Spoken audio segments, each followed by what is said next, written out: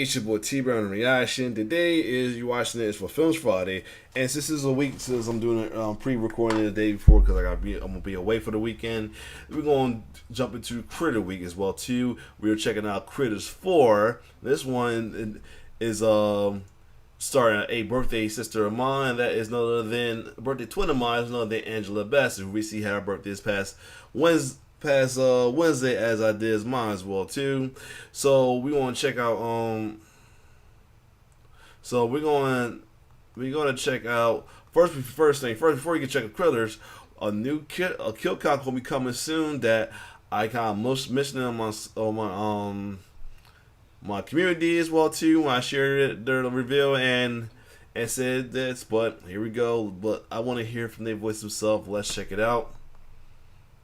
Can I just say, because Terrifier, we could talk about a little, because that's not we strong, can. right? Okay. And you know what? I'll break the news here. Terrifier 2 is getting a kill count after the Hostel movies because it's that independent. So whoa, right after the Hostel. Cool. Oh man, you know when it comes out, all bets is off. That's gonna be like just Scream 6. All bets is off though as well too. The Hostels has already kind of saw the Japanese kill count as well for these one too. I'm gonna add it to the franchise polls soon. But oh man, it's all bets off. I'm watching it when it comes out.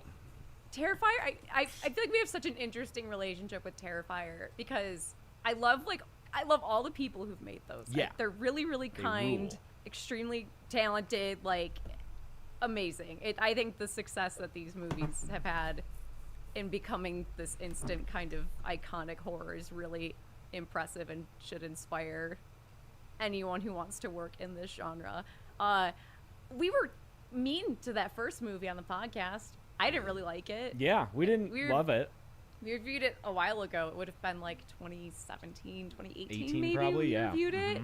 And like, I didn't like most of the performances in it, and I was kind of mean about it, as we are on a podcast where sometimes we rag on the things we watch. And like, the people in that movie still so fucking nice to me. And do you know how much that haunts me at night? So much. Because they know what I said about their movie. They watched it. And they watched those movies. Are so gracious and like mature, you know? Yeah. Like, I don't know. They are better people. By the way, shout out to the couple. Shout out to Chelsea and James though as well too. But anyway, but this was cool though. But yes, I might have to watch I might do the uncensored version. I have to censor myself, even though I got to put some work to censor it. I don't know. Reason why though, I usually stop doing this uncensored one because I hate to one is too much work to censor it my own because I don't want to get myself nor Dead Me in trouble for showcasing their stuff that's that's supposed to be on their Patreon, nothing more. But other than that, we're going to get to Critters 4. It came out in 1992. Again, starring my birthday twin, Angela Bassett. Well-known actress who's done her thing though. Oh man, I was hoping she got the Oscar for this Black Panther 2, but we was all good. But anyway, let's check out her some of her early works though with Critters 4. Let's get it.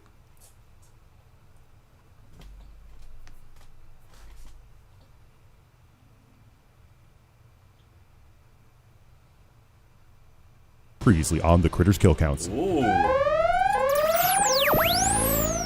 James? Affirmative. I needed to show up to make sure that people keep watching these Critters kill counts. Yeah, but what are you going to do to keep the views up? Give the people what they want, which is why I've sent another host to take over for the next kill count. Whoa, what? Who?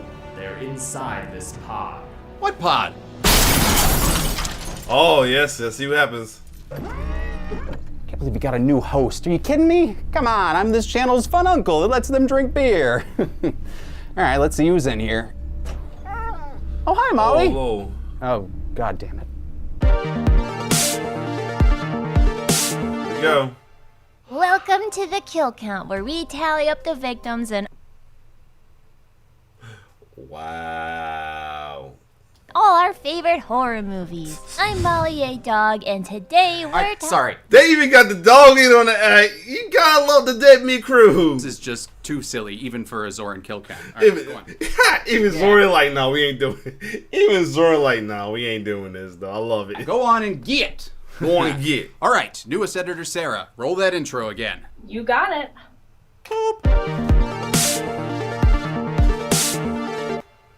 Welcome to the Kill Count, where we tally up the victims in all our favorite horror movies. I'm Zoran, double spaces after a sentence Gavoyich, and today we continue Raphael's least favorite franchise with Critters 4, released direct-to-video in 1992. Where did they come up with this stuff? Oh shit! That was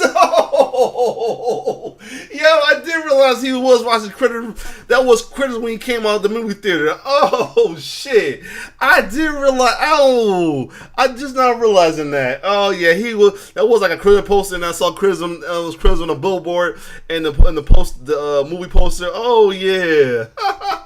No, a good horror franchise eventually winds up in space. But actually, this one technically started in space, so it makes more sense. Critters 4 picks up where the last one left off, with Charlie told by Ugg to preserve the last Krite eggs in the universe. Unfortunately, the poor guy gets sent into space with them, frozen and flung into the future like Cartman waiting for a Nintendo Wii. He teams up with a crew of space salvagers to endlessly wander the halls of a space station, occasionally stumbling upon critters when the budget allows. Contrary to its name, Critters 4 barely has 4 critters in it. You know, I kind of call Critters 4 Critters Light. This was due to last-minute script changes after writer David J. Scow was brought in to fix the original script by Joseph Lyle. Well, we have this many dollars left in the screenplay fund. Can you save Critters 4 for us? I said, this is what I offered to do originally. With the script changes, it became impossible to afford more Krites. Had they told us, we might have been able to accommodate it. We spent all the money to build the puppets on Critters 3. All the money was done and spent and things were built. Critters 4 was filmed back-to-back with Critters 3, so a lot of the same crew remained as they tore down the apartment sets and built an entire spaceship inside the abandoned grocery store they had rented. Wow. And kudos to production designer Philip Dean Foreman for making all of this with basically no money in a grocery store. Taking up directing duties was Rupert Harvey, who had co-produced the previous films alongside Barry Opper. Harvey's more British sensibilities nixed a lot of the lighthearted tone of the previous films. So sadly, there are no critter parties. Critters 4 is much darker than any of the other 3 movies. For that and many other reasons, Critters 4 is my least favorite of the original films. While it's not an insult to humanity like Critters: A New Binge, it's just really boring, with most of the film being people clacking on keyboards and spouting generic sci-fi jargon. ID transmit incoming. I must go downstairs and make sure that the gravity panels still drag in a Is that Okay. Is that Chucky? Boots working, sir. Must be one Is that Brad Dourif Chucky? Power line shorting out in the Chucky. Oh my god, there is so much of that. And worst of all, the critters spend most of their time hiding in vents and behind off-screen POV shots. But thankfully, when they do show up, they still look great thanks to the Kyoto brothers. Can the longest film in the franchise with the fewest critters actually increase our numbers? Not bloody likely. But let's make sure and get to the kills. You know what's gonna be an ad. The movie begins right where the last one left off. Charlie's trying to destroy some critter eggs, only for Daddy Ugg to tell him, no! To show how serious this is, Ugg sends a space capsule to destroy this building. Since these are the last remaining Krite eggs in the universe, Charlie has to put them in this pod that's conveniently designed for exactly 2 critter eggs. The pod then gives a 15-second warning to escape, which it promptly ignores and immediately locks Charlie in before knocking him out with a fog machine. The Tylenol pill of a pod is then rapidly released into space. It flies off into the horizon and directly into a title card.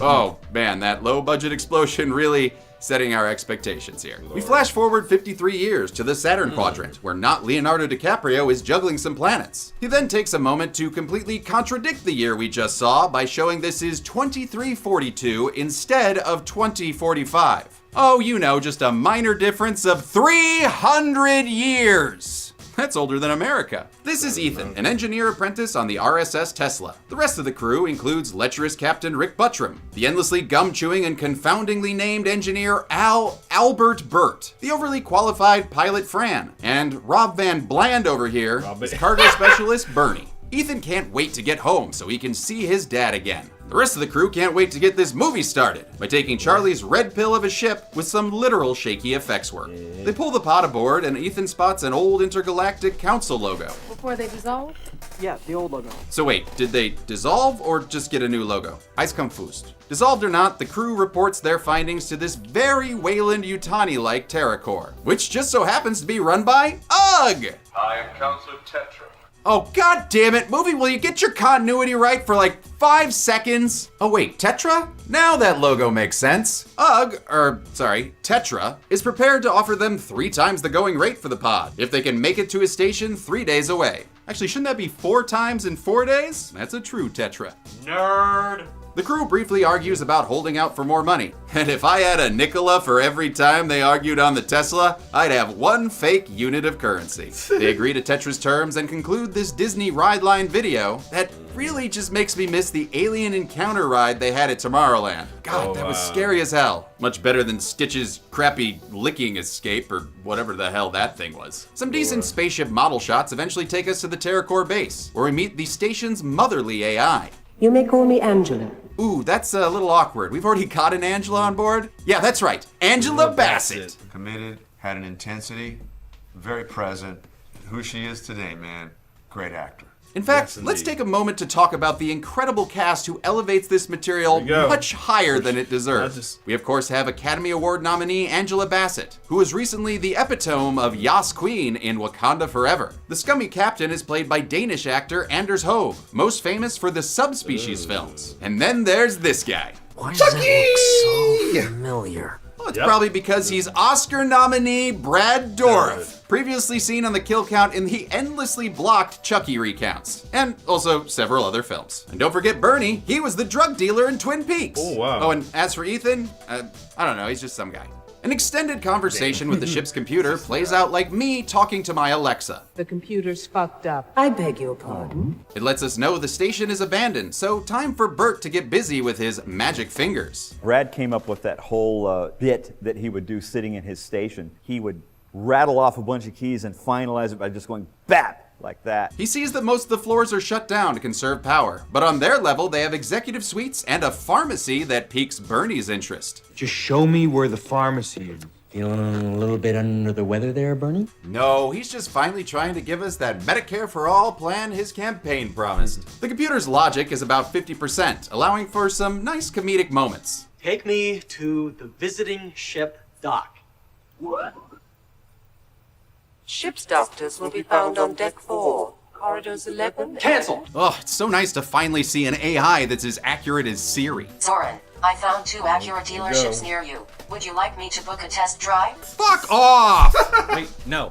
Book a maintenance appointment, I need one. They also learn the station's nuclear core is at yellow alert, but that doesn't pose any immediate danger, so they don't have to worry about that till Act 3. Everyone splits up to explore the station. Tell me which way to the wet showers.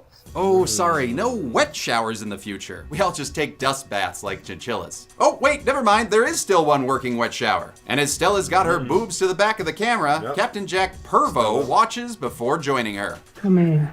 Oh, God, really? She's gonna... Yes, Bo Jack him in the face. Damn, I love you, Angela. Why, that's very kind. Not you! The rest of the crew witnesses the captain going down with her fist and makes jokes about him after he runs off. Asshole. Captain asshole. Our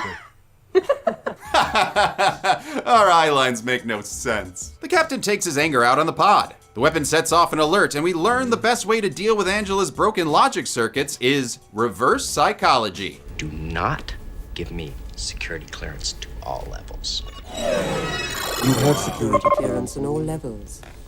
Ethan is sent down to investigate, but gets trapped in the elevator, which allows the captain to redo his thing, thus opening up the coffin pod. Yes! Time for some critters! But actually, no. Instead, we get an extended scene of the captain giving Ethan life advice. You're young. You figure you got lots of chances. There'll come a time when those chances run out. Yes, well, you are actually going to have critters in your critters movie here, perhaps? The conversation goes south when Ethan refuses to help the captain steal the pod. He's then subsequently knocked out and strung up like a Hans Gruber henchman. A noise from the pod makes the captain abandon his Leatherfacian playtime, and upon investigation he finds Charlie, who thinks no time has passed at all. I almost got lost. Oh. I'm in space, aren't I? Honestly, I love how disappointed he is to be in space again. You hate space. Also, Don Opper really does a great job making Charlie a likable fella. This fella, on the other hand, is a piece of shit. This piece of shit's looking to eat something for breakfast. But turns out these eggs have already hatched. Or maybe Charlie found that Playboy from part 2. Oh, come on, man, use a sock. The critter babies attack the captain, crunching on him and launching directly into his mouth. And everyone knows that a critter in your craw will make you scream like an elephant. He writhes around looking like Greta from Nightmare 5, all while Charlie breaks his personal Pinto-powered pea shooter, until finally the captain dies with an inanimate critter puppet shoved down his throat. With his Pinto Popper kaput, Charlie grabs the captain's gun and gives one of the critter babies a haircut, hearkening back to his ancestor from the hungry heifer. They leave their meal behind, and Charlie frees Ethan to go wander the corridors with him. Charlie explains he's a bounty hunter looking to exterminate the critters, which he tries to describe to Ethan. You ever see a piranha? Oh yeah, I've seen the original, the AHA remake, and the made-for-TV remake with Mila Kunis. Well, they don't look nothing like a piranha. Damn, all those hours wasted. Especially on that last one. Ethan nabs a lab coat that has the right key to advance to the next level, and that level is this leftover specimen lab from Flight of the Navigator. They putz around for a bit until Charlie finds a vent, and before you can say, "Come out to the coast," a disposal tube is activated, sending them from Die Hard ripoff to Star Wars ripoff. They land in the styrofoam and chicken feather storage room, where Angela starts the jettison sequence to remove this mainstay from the franchise. But they're able to escape through more reverse psychology and another vent that leads them back to Bernie. Space, the final frontier for all horror franchises. Leprechaun, Pinhead, Jason, Turkey, even the fucking Amityville house for some reason. So the question is, who is left? That's right, bitches. In space, no one can hear you dream. A nightmare on Planet Elm Street. One small step for man. The whole Earth turns giant to the leap for mankind. The whole Earth turned to the Freddy sweater. I'm done. Stop. Oh, what a load of crap. You know, not every horror franchise needs to go to... Oh, you gotta be fucking kidding me! Chuck Rogers, Chuck Rogers. in the 24th and a half century. Chuck Rogers. I'm done. Yo. Time to play Hide the Solar System.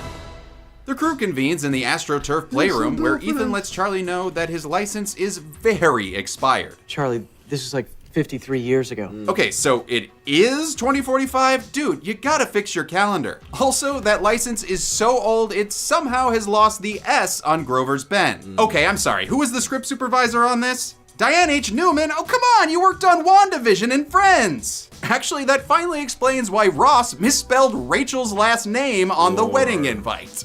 I watch a lot of Friends, because I don't have them. Ethan uses the Mondrian computer to access some exposition from Dr. McCormick, the scientist whose ID he found. She's played by Anne Ramsey, right before landing her most notable role of Lisa Stemple on Mad About You. McCormick's been researching alien creatures to use as weapons. Seems familiar. And they've had good luck with the unfortunately named Syphaloids, who could ST-destroy an entire planet. But, you know, they can easily be stopped by penicillin. So she's on the lookout for a new breed of creature that can self-replicate and is very aggressive. Oh yeah, it's an all-out gremlin critter fight! Here we go.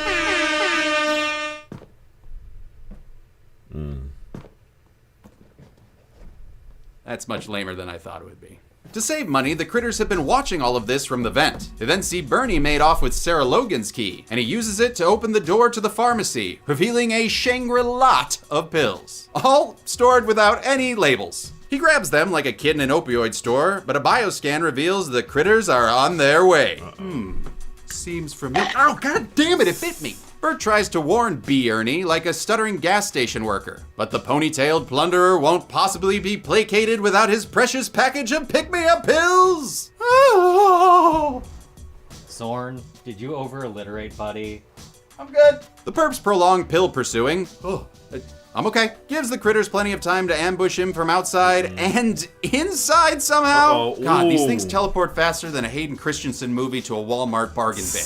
Their attack causes more stumbling and flailing with stuffed animals, and judging from these behind-the-scenes photos, actor Eric Dare was not a fan of filming this scene. The rest of the crew arrives too late to save Bernie, and they find him dead on the floor. Man, talk about a weak end to Bernie.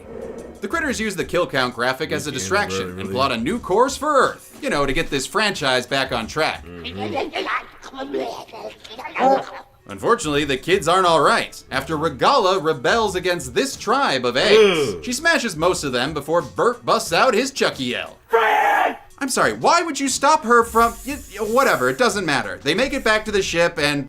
he's played Chucky, but that was a Chucky sound, yeah. Prepare to launch while the Gemini killer upgrades Charlie's method of murder. Antique Colt 45 used to be the most powerful handgun on Earth. Hey, we got another gun nut named Bert. Charlie puts the gun to use when a critter pops out of this movie's favorite location, a vent. It runs around the cockpit while Charlie fires and misses. And he finally lands a shot that kills our first critter an hour and 8 minutes into this thing. Too bad it's not the only thing that Charlie killed. Congratulations, Charlie. You have just murdered the ship. But we don't count ships unless they're sentient. And this one ain't no Moya. With their only ship deactivated, the pissed off crew shames Charlie and sits back to wait for TerraCore to come and rescue them. Ethan then steals Bert's gun to go take care of the last critter. Bert tries to stop him, but you know, Chucky's never been the best with kids. You're not my father! But if he was, he'd accept you for who you are. No matter what! With his serenity lost, the space cowboy searches the halls to this bizarre, almost Tremors-like music that's been playing throughout the movie. Ethan's hunt for the Krites proves to be a very possible mission, as he finds more hatched eggs and a very gooey, hairless critter baby in an incubator. We couldn't ooze them up enough. And I remember the Kyotos, we were having such fun. The critters use a metabolic accelerator to help this baby balloon past porcupine puberty and straight into cridulthood. Ethan then just kinda looks at this and then runs away. Hell, even the critter could give two shits at this point. Meanwhile, TerraCore has arrived, borrowing some footage of the bounty hunter ship from the first two movies. A couple of Darth Vader paintballers emerge alongside Tetra, Brother Dusk. Who is this guy again? He was my friend. He is. Actually, he might be a Jurassic Park 3 Velociraptor, since the only thing he wants right now is eggs. Tetra tries forcing Fran to tell him where they are, with a game of slap shots. Ooh, shots! Whoa. It's really? Yeah! Hell yeah! Best hurricane party ever! No to me! I don't like this party anymore. When Bert's worm tongue insults this go-go 80s Reaganomics, he pulls out a gun and shoots Bert in the Ade Due Dembele, turning him into a dead would-be hero. An upset Ethan has an appropriate reaction to his father figure's death, while Charlie responds in a much more laid-back way. What? I'm sorry, someone you know just died in front of you. That's not how you react. Zoran, my dearest friend, you said you wanted me in for a cameo? No!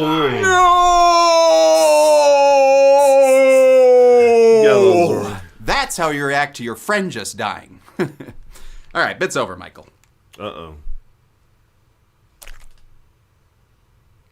I'm gonna get a shovel. Ugtra tells the Masters of the Universe guards to search the station, while this movie searches for an explanation as to why Ugg is set to evil. I did not make Ugg evil. Rupert and Barry made Ugg evil. I remember where the ideas came from, but I don't know that they were necessarily good ideas. We were looking for a twist. M. Night Shyamalan, you are not. And honestly, he's not even that great at it. We get a boring game of hallway cat and mouse as Ethan shows Angela who's the boss. Using more reverse psychology, he gets her to funnel the foreign market stormtroopers into the lab. Once they're trapped inside, a whole lot of whip pans hide the low number of puppets they had on hand. On hand, you get it? Nope. You know. Also, what is this number measuring? Is it meters? Because they're not that far. I don't know, maybe it's just minutes till we can finally end this movie. Anyway, their aim is somehow worse than actual stormtroopers, which leads to some off-screen screams signifying these were the deaths we were looking for. Ethan grabs some eggs that they really should have let Fran smash earlier, but if they did that, what would he be able to juggle now in order to distract Ugg I Am? Please don't smash my green eggs on the door, and do not smash them on the floor. Ethan positions himself so Fran can grab the gun tucked in his non-bounty hunter Lee's. Then he tosses the last egg in the air, and when Ugg goes for it, Fran uses the gun to punch him. Whatever. I guess she only likes gunpowder in her milkshakes. Fran's been waiting to exit, and with Ugtra knocked out, she finally heads to the ship with Charlie. But Ethan stays back to make sure that Charles Lee laying there doesn't pass his soul into any dolls. And that's when a very alive critter pops out of, oh god, another vent. This bald critter charges him, because I guess they never went to Quill Shooting Academy in this movie. But hey, we do get a cool rolling ball cam that they were able to achieve with pipe with a wheel on it, and we mounted a critter ball on it that would spin, which was really quite cool, I thought. Ethan's able to grab a, cooling spaceship stick, allowing the critter to vape for a bit, delivering toxic metals like nickel and lead into its lungs. That's metal in your lungs. The e-cig finally freezes George Costanza, and its death is more than confirmed when Ethan kicks it into a wall, smashing it like a Hot Shots Hussein. Unfortunately, Ugtra has woken back up and is ready to snipe Ethan in cold blood. Charlie comes to the rescue, pointing the Colt 45 at this cold, almost 45-year-old. You can do it, Charlie. You never could. Okay, so this is the same Ugg and not a clone or whatever. Wow. I guess you must have forgotten that Charlie did pull the trigger on the biggest bounty kill in the franchise. And so he pulls the trigger again now, shooting this solar baby in the head with the power to say goodnight. Things change. So do people. Fran declares this space station has fallen, and they blast off in the TerraCore ship. All while Angela's sweet, nutty nuclear core explodes with something more than flavor. And this standard sci-fi ending explosion is going to add 6 more critters to the bounty board that we can see in these confusing whip pans in the lab. There's one on his own, 3 over here, this one, and I think a reused Bleachy in the background. The movie ends with Charlie being told not to touch anything, even though he's actually flown this exact type of ship before. But still, he can't help himself when he sees a big red button, the kind that should never ever be pushed. It then launches us into more reused footage and a royalty-free version of Great Balls of Fire. How many people's screams went unheard thanks to these spaced invaders? Let's find out and get to the numbers, with the help of this new computer AI that I installed in the Dead Meat set. Hey Angela, initiate to the numbers bit for Critters 4. Did you say burn down James and Chelsea's house? No! No! Oh shit. This is why I don't let you do more kill counts. I know. Hope my wife and pets are okay. Zora's a mess. Well, 3 people and 4 aliens died in Critters 4. 4 men, that is if you count Ugg as identifying as male, and 3 unknown, giving us another frozen critter of a pie chart. With a runtime of 105 minutes, that gives us a kill on average every 15 minutes. As for the bounty board, we can add 8 critters. 1 for Ethan, 1 for Charlie, and 6 for Angela. That gives us a critter kill on average every 13.1 minutes, which seems way too high for this movie.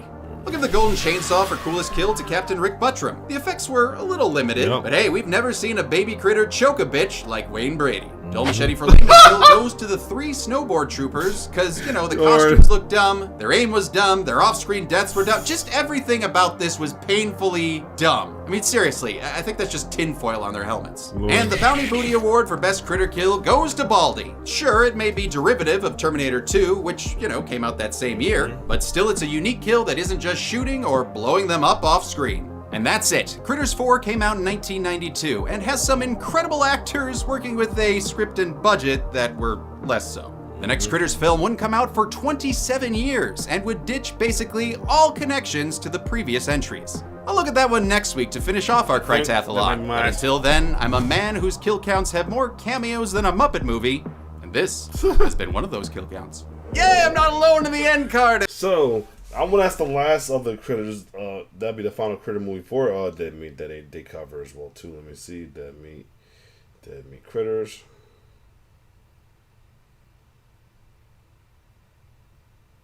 Yep, that's the last one. So yeah, other than that, soon after that we'll be moving to newer franchise, and I think that'll move. That's where I'll move Hostel in there as well too. But other than that, if you like my reaction, like, share, subscribe to my YouTube channel. It's your boy T-Bear signing off. One love.